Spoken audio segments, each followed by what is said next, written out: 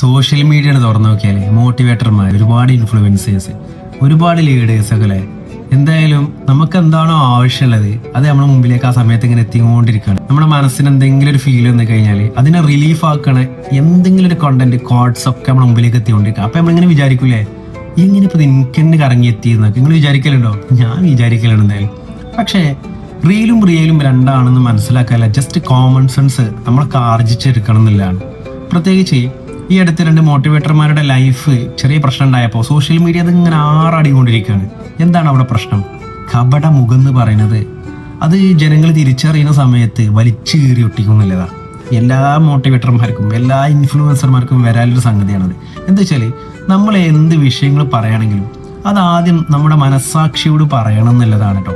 ഞാൻ അതിന് ആ ഒരു മെത്തേഡിലാണ് കാണുന്നത്. കാരണം വെച്ചാൽ നമ്മൾ എന്തെങ്കിലും വിഷയങ്ങൾ പറയുമ്പോൾ അതിന് നമ്മൾ യോഗ്യനാണോ എന്നുള്ളത് നമ്മൾ ആദ്യം തീരുമാനിക്കണ്ടേ. അല്ലാതെ നമ്മുടെ ലൈഫിലൊന്നും നമ്മുടെ മനസ്സിലൊന്നുമായിട്ട് നമ്മുടെ ജനങ്ങൾക്ക് മുമ്പിലെത്തുമ്പോൾ കപടമുഖം ഇങ്ങനെ കാണിക്കുമ്പോൾ അതിൽ ഒരുപാട് ആളുകൾ വിശ്വസിക്കും, ഒരുപാട് ആളുകൾക്ക് റിലീഫ് കിട്ടുന്നില്ല സത്യം. പക്ഷേ അത് ധാർമ്മികപരമായിട്ട് ഒരു നല്ല കാര്യമല്ല. രണ്ടാമത്തത് ജനങ്ങളെ തിരിച്ചറിയുന്ന സമയത്ത് അടപടലം കിട്ടുന്നില്ലതാണ്. എന്തായാലും വീണ്ടും വരാം. അസ്സലാമു അലൈക്കും.